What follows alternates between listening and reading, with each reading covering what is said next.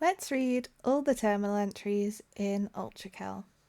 Enemy, Sisyphus Prime. Type, Prime Soul. Data.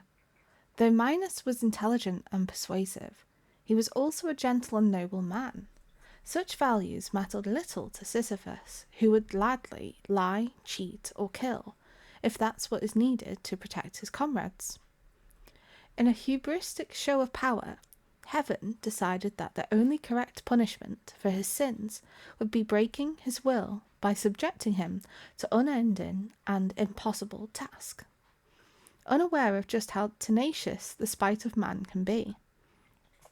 For thousands of years, Sisyphus bided his time, suffering his punishment day after day, without any sign of regret or remorse, waiting for the perfect chance to strike and subvert heaven's tyrannical rule.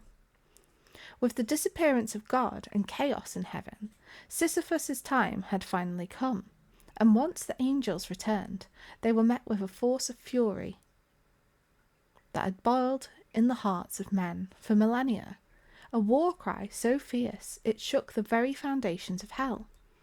It was all for naught, however, as Sisyphus's charisma and drive had made his warriors dependent on his radiance and guidance.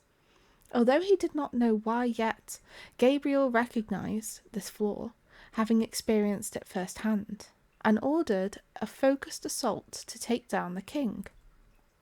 He unsheathed his swords for the first time since immemorial and beheaded Sisyphus, displaying his head for all to see. The morale of Sisyphus's army was broken, and the rest of the war was little more than a formality without their shining beacon. The failure of the insurrection was no surprise, however, and few knew that better than Sisyphus himself.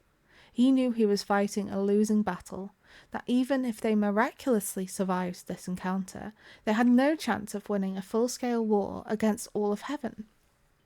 Yet he thrust his full heart and soul into battle with a wide smile on his face. To him, fighting an impossible battle with full knowledge of its futility and taking joy in just the act of resistance itself is the ultimate rebellion against the oppressor. One must imagine Sisyphus happy. Strategy. Sisyphus's relentless attacks leave little room to recover stamina, but many of them are parryable, allowing for an instant refill. The radiant power of the sun makes Sisyphus's explosive attacks very difficult to avoid, but since a dash gives temporary invincibility, good timing allows one to avoid the damage of an explosion without actually needing to escape its radius.